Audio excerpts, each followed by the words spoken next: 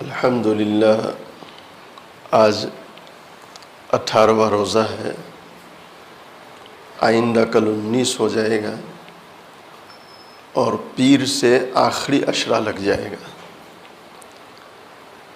آخری عشرے کا سنت اعتکاف جس کے بہت فضائل ہے، خیال ہوا کہ اس کو سنایا جائے تاکہ ہمارے اندر شوق پیدا ہو۔ اگر خالص اللہ کو راضی کرنے کے لیے اعتکاف کیا جائے، بہت اونچی اور عظیم الشان عبادت ہے۔ رسول اللہ صلی اللہ علیہ وسلم اعتکاف کا بہت اہتمام فرماتے تھے۔ امام زہری رحمۃ اللہ علیہ کہتے ہیں کہ رسول اللہ صلی اللہ علیہ وسلم بہت سے کام کبھی کرتے اور کبھی چھوڑ دیتے تھے، لیکن جب سے مدینہ منورہ تشریف لائے اخیر زندگی تک کبھی بھی رمضان کے آخری 10 دنوں کا اعتکاف نہیں چھوڑا۔ لیکن حیرت ہے، لوگ اس کی پوری طرح پابندی نہیں کرتے۔ آپ سوچیں کہ حضور پاک صلی اللہ علیہ وسلم جب سے مدینہ منورہ تشریف لائے اخیر عمر تک نے ساری زندگی آخری 10 دن کا اعتکاف فرمایا، تو کوئی تو بات ہے کہ حضور پاک صلی اللہ علیہ وسلم نے ساری زندگی آخری 10 دن کا اعتکاف فرمایا۔ دعا کریں اللہ ہمیں بھی اس کی توفیق عطا فرمائے۔ اعتکاف کرنے والے کے متعلق حضور پاک صلی اللہ علیہ وسلم کا ارشاد ہے، دیکھو کتنا پیارا ارشاد ہے۔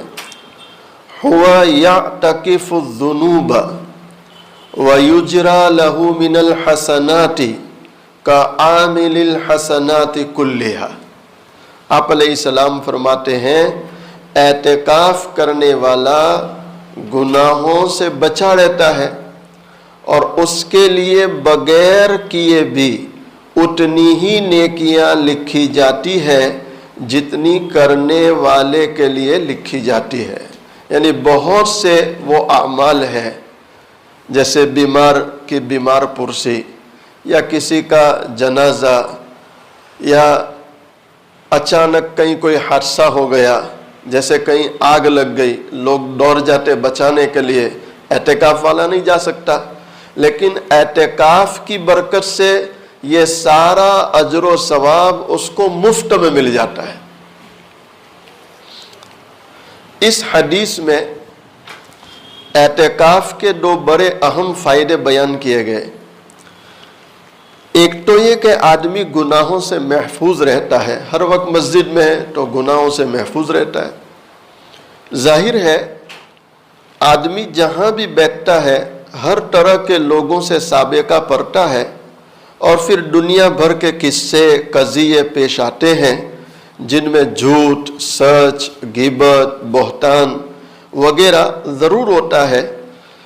بچتے بچتے بھی آدمی اپنے ماحول کے اثرات سے بہت کم محفوظ رہتا ہے، لیکن مسجد میں بیٹھ کر آدمی ان تمام جھگڑوں سے بچ جاتا ہے۔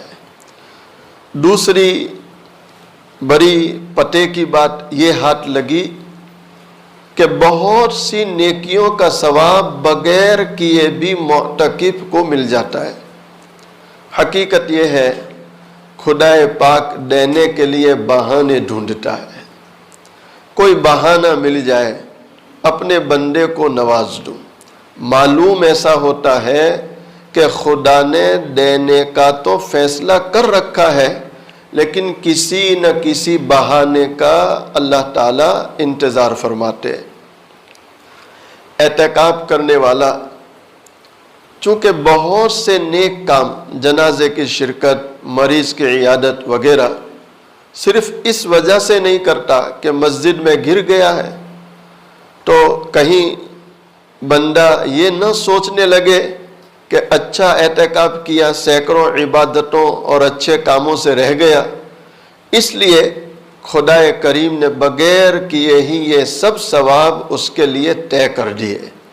کیا اچھا موقع ہے، ہو سکتا تھا کہ آدمی اگر اعتکاف نہ کرتا تو اتنی نیکیاں کر بھی نہ سکتا، لیکن اب اعتکاف کی بدولت اس کو یہ ثواب بھی مل رہا ہے۔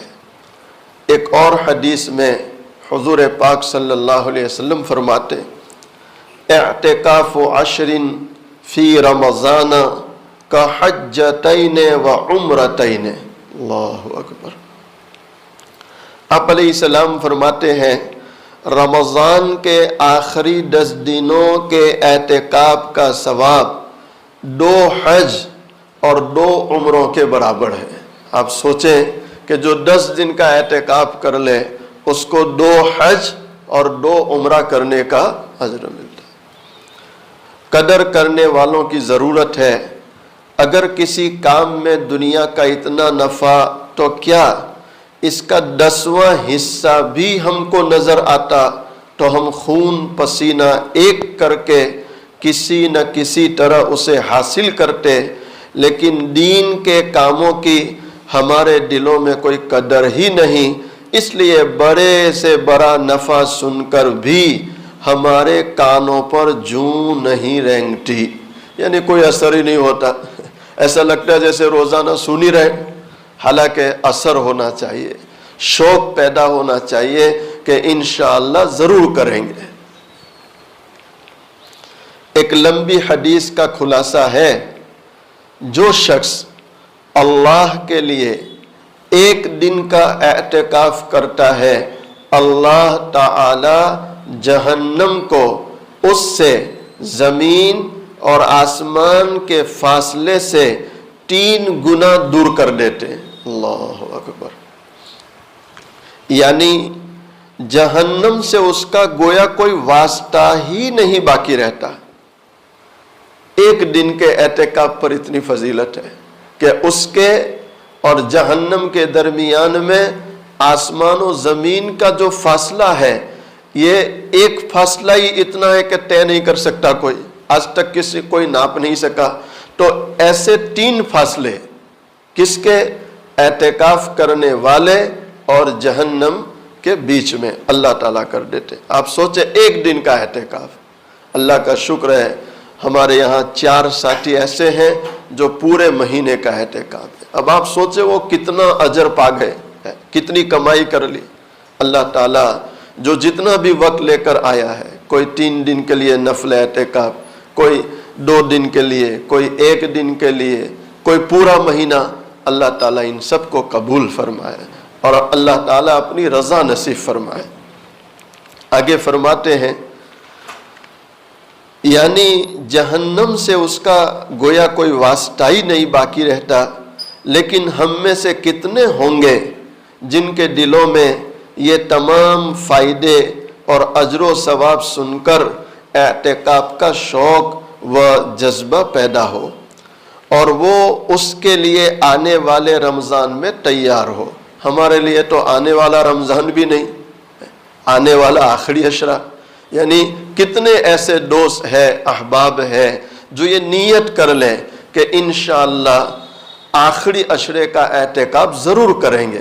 بھئی کر سکتے نہیں کر سکتے، کریں گے انشاءاللہ۔ اور اگر چلو کوئی مجبوری ہے، پریشانی ہے، پورے 10 دن کا نہ کر سکے تو 8 دن دے دیں، 6 دن، 5 دن، 3 دن، لیکن کچھ نہ کچھ اعتکاف کرنا چاہیے تاکہ ہمیں یہ فضیلت حاصل ہو جائے۔ کم سے کم اس ثواب کے حاصل کرنے کا ایک بہت آسان طریقہ یہ ہے کہ 5 وقت جب نماز کے لیے مسجد میں داخل ہوں اعتکاف کی نیت کیا کریں۔ جب تک مسجد میں رہیں گے، اگر بالکل خاموش بھی بیٹھے رہے تب بھی اعتکاف کا ثواب ملتا رہے گا، اور اگر قرآن شریف یا تسبیحات وغیرہ بھی پڑھتے رہے تو اس کا ثواب الگ سے ملے گا۔ تو بہت آسان ہے کہ 5 وقت کی نماز کے لیے مسجد میں آتے ہی ہیں تو جب بھی مسجد میں داخل ہو کس کی نیت کر لیں؟ اعتکاف کی. تو جتنا وقت گزاریں گے اعتکاف میں لکھا جائے گا، اعتکاف کا اجر ملے گا. اللہ تعالی ہمیں اعتکاف کی توفیق عطا فرمائے. ایک اور بات، بہت سے ساتھی کنفیوژن رہتے ہیں کہ استغفار پہلے پڑھا جائے یا درود شریف پہلے پڑھا جائے. ہمارے یہاں اکثر کہا جاتا ہے بھئی استغفار کی کثرت کرو، درود شریف کی کثرت کرو. تو پہلے کیا پڑھے؟ تو ہمارے مشائخ لکھتے ہیں استغفار جو ہے وہ صابن ہے.